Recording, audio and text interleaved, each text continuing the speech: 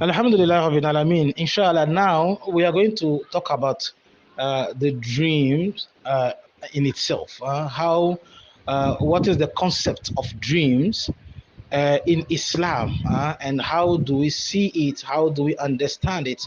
And how are we working according to things coming out from it in an Islamic perspective? So now what you have to know is a dream is a kind of vision. It's a kind of vision that a human being is having while he is asleep. So when we are awake, there are things that we are seeing, things happening to us in our normal and daily lives. Now, when we are sleeping, which is qualified in the Quran and in the Sunnah to be like a brother or a kind of death, because when we die, we have our soul removed from our body that Allah Subhanahu wa Taala is holding, according to the Quranic verse.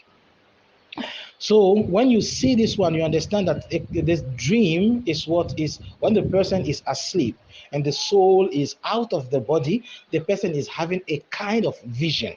Okay, that there's something that you see. Now, when the person is coming back to when he's awake, sometimes he may remember what he have seen there or what was happening there, or he may forget about it. He may be frightened by what is in it, or he may be thinking about an information coming to him to guide some of the action that he has to do. So it is very important for the person to know what is the attitude he has to do according to that one. Now, the following step is to know what is the classification Islam is giving about dreams. So now there is this hadith where Rasulullah is explaining to us that we have three types of dreams. We have three types of dreams.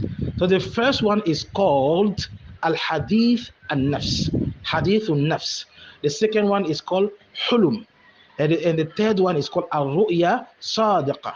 So the first one is talking about something that the person is keeping in his soul, some desires that he has been keeping and pressing within himself. And mostly those kind of things is a kind of state that the person will be in, and he will be seeing things that he has desired but he was not able to get when he was awake. Sometimes it can appear. So not only something he desired, but something he was worried about. If he has been thinking about it deeply, or something is always taking his mind. Inshallah, I'm going now to take each and every type of dreams, and I'm going to explain to you now into details what are they and how do we recognize them, inshallah, and what is the attitude the Muslim is supposed to have through toward those dreams. Like I said, the first kind of dream are the dreams coming from our own selves, the dreams coming from our desires or our fear, our our anxieties. All of those things can also influence what we are seeing in the dreams. So it's very important for the Muslim to be able to understand this kind of dreams. If you've heard about Sigmund Freud, okay, this scholar is doing what we call psychoanalysis. Okay, so he explained that there are some kind of dreams is through what the person has lived. Whatever is in your daily lives, whatever you have been facing, sometimes can appear in the person's dream if it has been really emotionally affecting the person, inshallah. So those kind of dreams, it is something I said which has marked the person's mind, and which is always sometimes coming to bring out, or it can be a desire or something it is haram, it is not good, and you are trying to push it down, not to let it out, for example. So I'm going to give here two different examples, inshallah, and I hope it will allow and help each and everyone to be able to understand it. For example, if you take a single person, a bachelor, okay, a person who is not married yet, and the person is sometimes desiring a certain woman. Maybe there's a sister you want to get married with. You have been thinking about her. You have been calling her, talking to her on phone for 3 hours, and maybe you are thinking about the marriage, or the marriage ceremony is on the way coming or very soon, or something like this. And now the person is sometimes seeing himself having intimacy with this sister.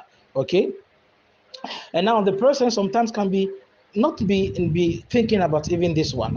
It is a desire that he is pushing, he is pressing. He knows that it is haram. It's not allowed in Islam for him to be doing something with the lady before marriage. Okay, but thinking about it, pushing it, thinking about it, and pushing it down will let the person sometimes be seeing it in the dream.